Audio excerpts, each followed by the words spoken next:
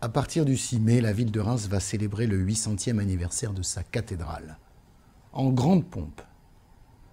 Ce chef-d'œuvre, ce joyau de l'art gothique, a été érigé entre 1211 et 1516. Un chantier de 3 siècles.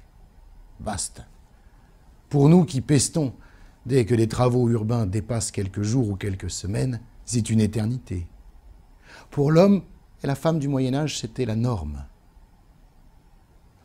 Reims a eu très vite une évêché. C'est là, vers 499, que Clovis y a été baptisé. Le début d'un très long processus symbolique, fort.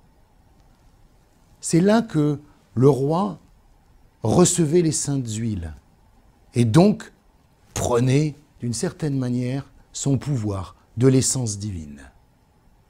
Vous vous souvenez sans doute qu'on lui prêtait des pouvoirs de thaumaturge, si vous préférez, de guérisseur. Eh bien, c'est précisément de cette jonction divine, de cet exercice de droit divin, que le roi était censé pouvoir guérir les lépreux, les écrouelles. La symbolique va être très forte. Pratiquement tous les rois de France vont être sacrés à Reims, à quelques exceptions près, comme Louis VI à Orléans ou Henri IV à Chartres.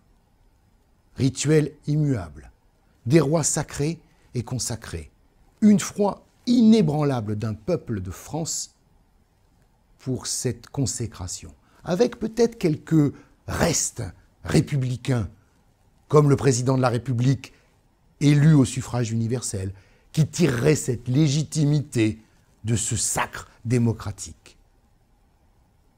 La cathédrale de Reims est un très haut lieu de l'histoire de France. Voilà pourquoi Historia a décidé ce mois-ci d'y consacrer une longue section et de nombreuses pages. Nous vous invitons, bien sûr, au-delà des mondanités des commémorations, à venir avec nous plonger, comme d'habitude, au cœur du sujet. Bienvenue au cœur de la nef de la cathédrale de Reims.